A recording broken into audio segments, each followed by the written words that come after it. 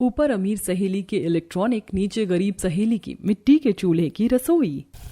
गरीब बहू आशा आंगन में मिट्टी के चूल्हे पर खाना बना रही है, तभी हवा से चूल्हा बुझ जाता है। आज तो कुछ ज्यादा ही आंधी तूफान हवा चल रही है। बार बार चूल्हा बुझ रहा है, ऐसे तो सब्जी का स्वाद खराब हो जाएगा। बार बार चूल्हा बुझने से बहू को परेशान देखकर कलावती आती है। आशा बहू, भादों का महीना लग गया, अब तो ऐसी बरसाती हवा बाहर चलती रहेगी। कल से खाना पीना घर के अंदर वाली रसोई में कर लेना। अभी के लिए मैं चूल्हे के आगे बैठ जाती हूँ, तू मसाला पीस ले। तब आशा आंगन में सिलबट्टे पर मसाला पीसने लगती है कि अमीर सहेली पूजा मिलने के लिए आती है। अरे पूजा, तू यहाँ? आज सुबह ही मैं तुझे याद कर रही थी और देख तू मिलने आ गई। बस बस, अब ज्यादा मक्खन मत लगा। जब से तेरी शादी हुई है तुझे तो जीजू से ही फुर्सत नहीं। इन 3-4 महीने में बस मैं तुझसे मिलने आई हूँ, तू तो एक बार भी नहीं आई थी। अच्छा, अब गुस्सा मत कर, मैं चाय बनाती हूँ। तभी आसमान एकदम काला करने के बाद बारिश होने लगती है। यार, इतनी तेज बारिश में तू उस आंगन में चूल्हे पर भीग कर मेरे लिए चाय बनाएगी? रहने दे, फिर किसी दिन पिला देना। बेटी, ऐसे चौखट से बिना चाय पिए जाओगी तो अच्छा नहीं लगेगा। आंगन में तो गर्मी में खाना बनाने के लिए चूल्हा डाल रखा है, बरसात लगने के बाद तो घर में ही खाना बनता है। तभी पड़ोस के बालकनी में बैठा वैभव पूजा को अंदर जाते प्यार से देखता है। चल तू हॉल में बैठ, मैं चाय बना कर लाती हूँ। यार, यहाँ अकेले बैठकर मुझे अनकंफर्टेबल फील होगा, मैं भी तेरे साथ किचन में चलती हूँ। तब पूजा आशा के साथ रसोई में आती है, जहाँ कोने में बड़ी सी ओखली थी, दीवारों पर सूप टंगा था, बड़ा सा सिलबट्टा और हाथ चक्की देखती है। आशा यार, तेरी रसोई देखकर तो मुझे ऐसा लग रहा है जैसे मैं 100 साल पुरानी हड़प्पा सभ्यता की रसोई में आ गई हूँ। तेरी रसोई में एक भी इलेक्ट्रॉनिक चीज नहीं है। पता नहीं तो इस मिट्टी के चूल्हे वाली रसोई में कैसे खाना पीना बनाती है। मुझे तो मायके से ही चूल्हे पर खाना बनाने की आदत पड़ी हुई है, इसीलिए बना लेती हूँ। कुंदन जी की जितनी आमदनी है वो घर के खर्चों में लग जाती है, पर मैं खुश हूँ। मेरे ससुराल वाले बहुत अच्छे हैं। ठीक है, पर मैं तो ऐसे घर में शादी करूंगी जहाँ फैसिलिटी वाली रसोई हो, क्योंकि मुझसे चूल्हा नहीं फूका जाएगा। वैसे मैं तुझे कुछ बताने के लिए आई थी। हाँ बोल ना यार। वो एक्चुअली कल वैभव ने मुझे शादी के लिए प्रपोज किया, मैंने हाँ कर दिया। अच्छा है ना, अब हम दोनों सहेलियों का ससुराल पड़ोस में होगा, तो आ जा सकेंगे। आशा पूजा के लिए खुश भी होती है और दुखी भी, क्योंकि वैभव पड़ोस में रहने वाली अमीर गायत्री का बेटा था। गायत्री हरदम अपने धन दौलत के गुरूर में रहती थी, जबकि कलावती सबके साथ मेल मिलाप से रहती थी। कुछ दिनों में गायत्री और सुषमा मिलजुल के रिश्ता फिक्स कर देते हैं। बाकी सारी जगह कार्ड बट गए, बस हमारे पड़ोसी रामदास जी के घर में कार्ड देना है। कोई जरूरत नहीं है इन 2 कौड़ी के गरीबों को शादी में निमंत्रण देने का, समझ गए आप? ये हमारे साथ समाज में उठने बैठने लायक नहीं है। भगवान, ये तुम कैसी बातें कर रही हो? इकलौते बेटे की शादी में पड़ोसी को नहीं पूछेंगे तो अच्छा नहीं लगेगा। रामदास भाई ने जब कुंदन की शादी की थी तो हमारे घर पर न्योता देकर गए थे आने का। और माँ, आशा भाभी पूजा की पक्की सहेली हैं। ये तो तू मुझे मत ही बता, मैं अच्छे से जानती हूँ उस कलावती की गरीब बहू ने तेरे साथ अपनी सहेली का चक्कर चलाया था, पर जिस फिराक में वो है ना, मैं उसकी दाल नहीं गलने दूंगी। शादी के बाद मैं पूजा बहू को इन गरीबों से बोलचाल नहीं रखने दूंगी। ऐसे थोड़े दिन गुजरते हैं और पूजा वैभव से शादी करके पड़ोस के गायत्री के घर की बहू बनकर आ जाती है। भाभी, ऐसे चौखट पर और कितनी देर तक खड़ी रहेंगी? आपकी दोस्त गायत्री आंटी के घर आ गई है, उनका गृह प्रवेश हो रहा है, चलकर आप भी खाना खा लीजिए। नेभा, मैंने अपनी सहेली की शादी के लिए बहुत से सपने संजोए थे, मगर चाह कर भी नहीं जा सकी। आशा बहू, मैं समझ सकती हूँ, पर गायत्री बहन का आचरण शुरू से ऐसा ही है। अभी जाना भी उचित नहीं कहलाएगा, क्योंकि पूजा सगे संबंधियों के बीच होगी। कल जाकर मिल लेना। तब आशा घर के अंदर चली जाती है। वहीं गायत्री अमीर बहू का गृह प्रवेश करती है और अगले दिन पूजा नहा धोकर सीढ़ी चढ़कर दूसरे फ्लोर की रसोई में आती है, जहां लगभग सब कुछ इलेक्ट्रॉनिक चीज बहुत ही सलीके से सेट किया हुआ था। जैसे ही डबल डोर के expensive fridge, oven machine, toaster machine, खाना गर्म करने के लिए माइक्रोवेव, जूसर मिक्सर मशीन, धुआं पास करने के लिए इलेक्ट्रॉनिक चिमनी भी लगी थी। अरे वाह, मेरी सास ने तो रसोई को कितने अच्छे तरीके से सेटल कर रखा है। अच्छी बात तो यह है कि मेरे रसोई में इस्तेमाल के लिए सारी चीज इलेक्ट्रॉनिक लगी हुई है, वरना आशा की तरह सिलबट्टे पर मसाला पीसना मेरे बस की बात नहीं थी। पूजा बहू, तुमने कुछ कहा क्या? जी मम्मी जी, मैं ये कह रही थी कि आपने किचन को भी काफी अच्छे से सेटल कर रखा है। बहू, मुझे हर चीज उनकी सही जगह पर रखी हुई पसंद आती है, और वैसे भी रसोई को बिखरा हुआ नहीं छोड़ना चाहिए, इससे रसोई की बरकत जाती है। अब तो आगे तुम ही रसोई संभालोगी, तो एक एक चीज सहेज कर रखना और कोई भी मशीन उपयोग करने के बाद पहले उसको उसकी सही जगह पर रखना, वरना पानी लगकर खराब हो जाएगा। एक एक इलेक्ट्रॉनिक चीज बहुत ही एक्सपेंसिव है, तो ध्यान से इस्तेमाल करना। जी मम्मी जी। ऐसा जताते हुए गायत्री के स्वभाव में सख्ती साफ साफ झलक रही थी, जिसे बेचारी पूजा सहम जाती है। तुम्हारे पापा जी को दाल मखनी लच्छा पराठा बहुत पसंद है, तो बना लेना। वैभव को शाही पनीर और पूरी और मिक्स वेज पसंद है, तो पहली रसोई में वही बना लो। जी मम्मी जी। ओ गॉड, आज तो बुरी तरह फंस गई। मुझे तो 2 मिनट की मैगी के अलावा कुछ नहीं आता। ये शाही वैरायटी कैसे बनाऊंगी? डर के मारे बेचारी पूजा के हाथ पैर फूलने लगते हैं। तभी उसे आशा याद आती है और वो अपनी दूसरी मंजिल वाले इलेक्ट्रॉनिक रसोई से नीचे देखती है, जहां आशा सब्जी लेकर अंदर जा रही थी। आशा 2 मिनट रुक जा। क्या बात है, तू इतनी परेशान क्यों है? बताती हूँ, पहले तू ऊपर आ जा, मुझे तेरी हेल्प की जरूरत है। मेरी सास ने मुझे 36 वैरायटी बनाने को बोला है और मुझे कुछ भी नहीं आता। प्लीज प्लीज तू आ जा। पर अगर मैं सामने से आऊंगी तो तेरी सास देख लेंगी, तमाशा बन जाएगा।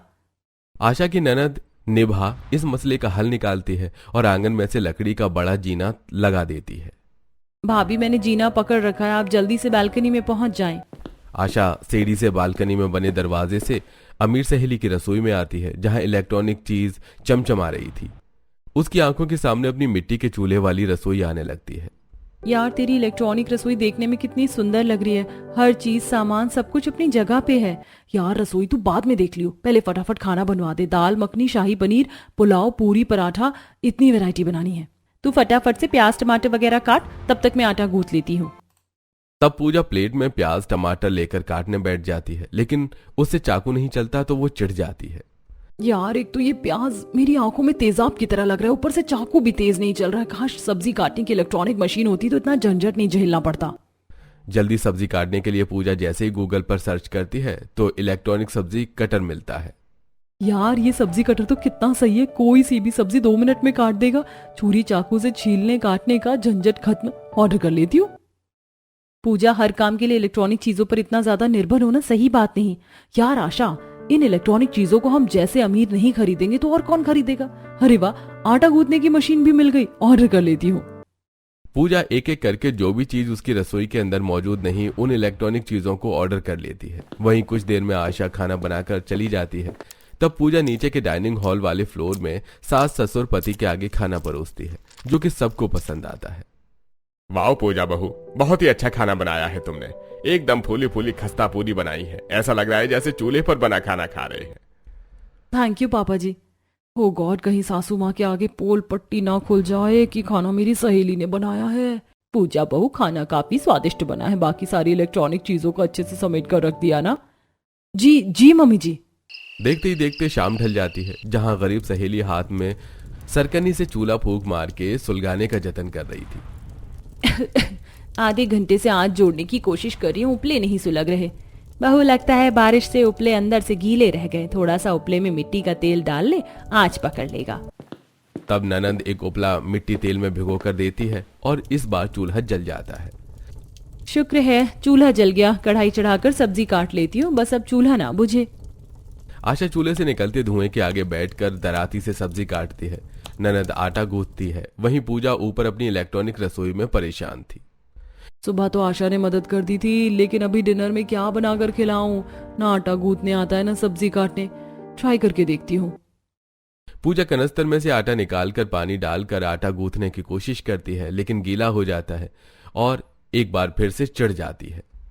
यार, ये आटा तो घोल बन गया। पता नहीं आशा कैसे बिना इलेक्ट्रॉनिक साधन के खाना बनाती है। मेरे लिए तो बिना इलेक्ट्रॉनिक चीजों की रसोई चलाना देश चलाने जितना मुश्किल है।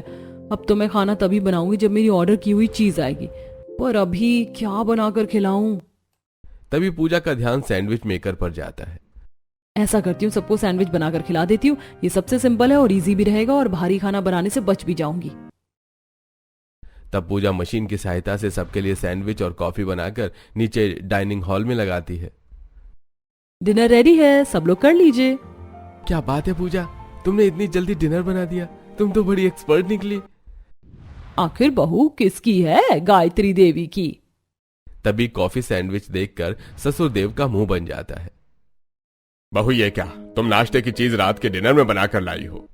पापा जी, मैंने सोचा कि दिन में आप सब लोगों ने इतना हैवी ऑयली खाना खाया था, तो इसीलिए मैंने हल्का डिनर बनाया ताकि आसानी से पच जाएगा। बहू, तुमने बिल्कुल सही किया, इंसान को कभी कभी हल्का डिनर खाना चाहिए। मुंह सिकोड़ कर पूजा के ससुर पति खाना खाते हैं। वहीं आशा अपने ससुराल वालों को आंगन में चूल्हा डालकर ही बनाकर खिला रही थी। अजी, आज क्या चटनी रोटी खाकर ही पेट भर लोगे? सब्जी तो खाओ, जस की तस पड़ी है थाली में। भगवान, बहू ने इतनी बढ़िया सिलबट्टे की धनिया मिर्ची की चटनी पीसी है कि ऊपर से चूल्हे की गरम गरम रोटी खाकर मन प्रसन्न हो गया। बाबूजी, चूल्हे की 1-2 रोटी और निकली हैं, थाली में डाल दूं? नहीं बहू, मैंने तो आज दम भर कर खा लिया, मेरा पेट भर गया। बहू, सब कोई खा चुका है, जा तू भी कुंदन के संग बैठ के खा ले, बाकी आटे की रोटी निभा बना देगी। हाँ भाभी, मैं बना दूंगी, आप खा लीजिए। नहीं नहीं निभा, मैं बना लूंगी, बस 2-4 लोई हैं। आशा, जब निभा कह रही है तो आ जाओ। आशा की मिट्टी की रसोई में भले इलेक्ट्रॉनिक साधन का अभाव था, लेकिन अपनों का लगाव प्रेम था। अगले दिन पूजा का इलेक्ट्रॉनिक चूल्हा, सब्जी कटर, आटा गूंथने और रोटी बनाने वाली मशीन भी आ जाती है। अब लग रही है मेरी रसोई पूरी तरह से इलेक्ट्रॉनिक रसोई। आज तो मैं दाल मखनी, शाही पनीर, पुलाव सब बनाऊंगी। पूजा सब्जी कटर से झटपट से प्याज टमाटर वगैरह काट लेती है और कुछ मिनट में मिक्सर मसाला पीस कर इलेक्ट्रिक चूल्हे पर खाना बनाती है। तब उसकी गरीब सहेली जीना चढ़कर नीचे से ऊपर वाली रसोई में आती है। पूजा, तुझे चाप की सब्जी पसंद है ना, इसीलिए मैं तेले लेकर आई हूँ। स्लैब पर रख दूं? हाँ, रख दे। तभी आशा के हाथों से हल्के चूल्हे की कालिख लग जाती है, जिस पर पूजा खींच कर पेश करती है। यार, तूने स्लैब गंदा कर दिया। अगर मेरी सास ने देख लिया तो बाल की खाल निकाल देंगी। तुझे तो मिट्टी गोबर में खाना बनाने की आदत है, मगर मेरी सास को गंदी रसोई से एलर्जी है। और ये कितनी तेल वाली सब्जी बनाई है तूने, तू वापस ले जा इसे। पूजा के खराब बर्ताव से आंसुओं के साथ आशा सब्जी लेकर सीढ़ियों से नीचे उतर के चली जाती है।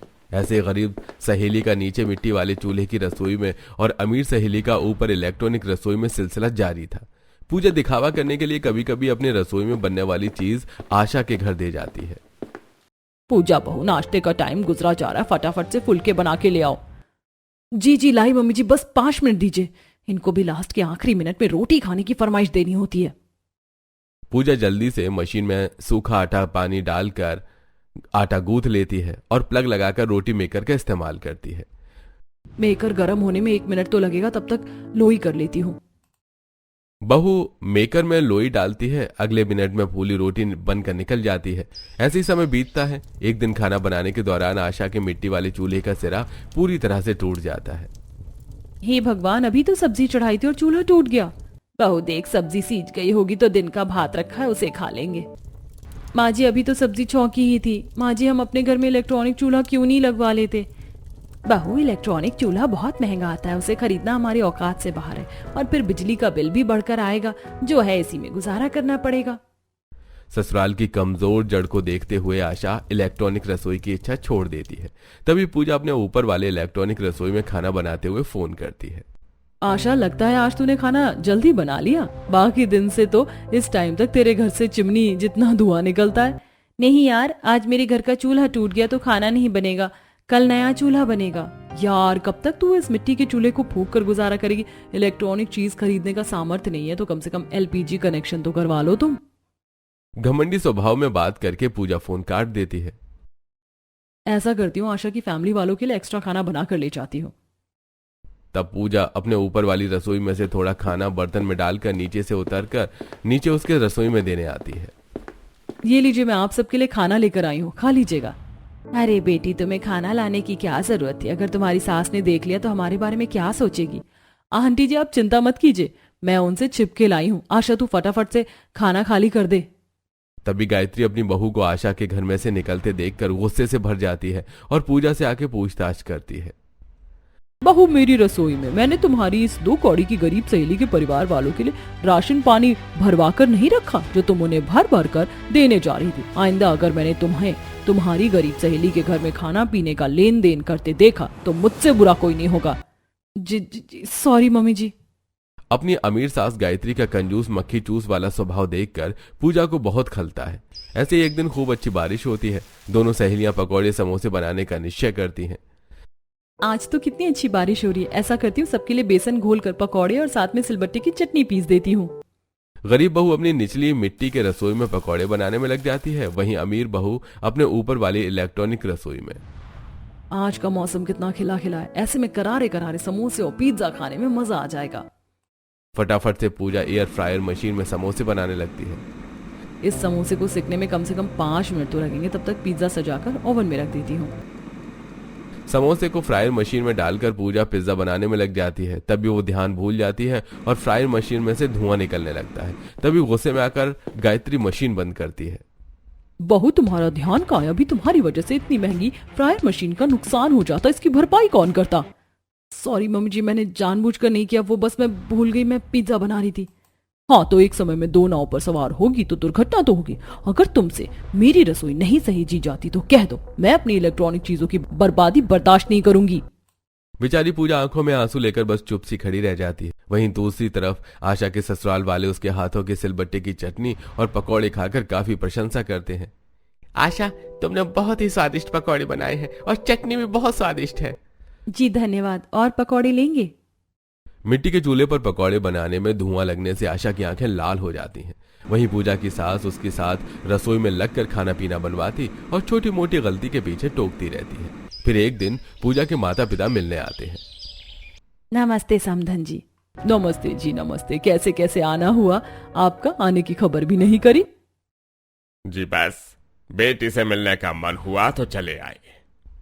पूजा, बहू जाओ अपने माता पिता के लिए नाश्ते पानी की व्यवस्था करो, आप लोग यहीं बैठ जाइए। गायत्री अपने बहू के माता पिता को अपने पास बिठा लेती है। पूजा उनको चाय नाश्ता करवाने में कभी ऊपर रसोई में तो कभी नीचे डाइनिंग टेबल पर चक्कर लगाती है। माँ पापा, आप लोग चाय नाश्ता कीजिए, मैं खाना बना रही हूँ, खाना खाकर जाइएगा। और ये पूजा बहू क्या अपने माता पिता को खाने पीने के चक्कर में फंसा रही है? घर जाने में लेट हो जाएंगे। गायत्री का कंजूस स्वभाव देखकर सुषमा मना कर देती है। हाँ बिटिया, हम चाय पीकर चले जाएंगे। जब से मैं आई हूँ तो रसोई में ही लगी हुई है, थोड़ी देर अपनी माँ के पास बैठ जा। पूजा अपनी माँ के साथ उनके पास बैठकर बातचीत करने लगती है और भूल से वो डिशवॉशर मशीन में बर्तन डालकर चलता हुआ छोड़कर आ जाती है। तभी बहुत जोरदार की आवाज आती है। हे भगवान बहू, इस बार तू रसोई में क्या चलता छोड़कर आ गई थी? जब देखो कोई ना कोई नया नुकसान करती है। पूजा डरते हुए ऊपर रसोई में जाती है। पीछे से गुस्से में गायत्री रसोई में पहुंचती है, जहां डिशवॉशर मशीन से धुआं धुआं निकल रहा था और सारी प्लेट टूटी हुई देखकर सास दाना पानी लेके चढ़ जाती है। नास पीटी, इतना महंगा डिशवॉशर मशीन खराब कर दिया। बहुत तूने क्या मेरी इलेक्ट्रॉनिक रसोई में चीज खराब करने का ठेका ले लिया है? अरे ये एक चीज मैंने खुद से रसोई में जोड़ी है, तेरे माँ बाप ने दहेज में नहीं दिया है। बहू के माता पिता के आगे ही गायत्री उनका अनादर करती है, जो कि सुषमा सहन नहीं करती। बस समधन जी, बस। अभी तक मैं आपका इसलिए लिहाज कर रही थी क्योंकि आप मेरी बेटी की सास हैं, पर इसका मतलब ये नहीं कि आप मेरी बच्ची को खरी खोटी सुनाए। जिस घर में मेरी बेटी की कदर नहीं, वो वहां नहीं रहेगी। पूजा, घर चल तू। पूजा अपने माता पिता के साथ जाने लगती है। तभी वैभव गुस्से में बोलता है। माँ, आज आपके चलते मेरे सास ससुर पूजा को लेकर जा रहे हैं। अब आप अपनी इलेक्ट्रॉनिक रसोई को संजो कर रखना, मैं भी जा रहा हूँ। पड़ गया तुम्हें चैन गायत्री? जिस दिन से बहू शादी करके आई है तुमने उस बेचारी को सता के रखा था। तुमसे अच्छी तो गरीब कलावती बहन है, जिसने अपनी बहू को बसा कर रखा है। भले ही मिट्टी की रसोई में खाना पीना बनाती है वो बहू, लेकिन उसके परिवार में कितनी एकता, शांति और जुड़ाव है। अपने पति की बातें सुनकर गायत्री को अपनी गलती का पछतावा होता है और वो डबडबाई आंखों से बाहर आती है, जहां उसकी बहू दरवाजे पर थी। बहू, मैं अपने बर्ताव के लिए शर्मिंदा हूँ, बस तू घर छोड़कर मत जा। आज के बाद तुझे किसी चीज के लिए रोक टोक नहीं करूंगी, तुझे तेरी सहेली के पास भी जाने से नहीं रोकूंगी। अपनी सास के बर्ताव में बदलाव आया देखकर पूजा रुक जाती है। वहीं अब दोनों सहेली अपने पड़ोस वाले ऊपर नीचे की रसोई में जब कुछ अच्छा बनाती तो एक दूसरे के परिवार में भी देती हैं।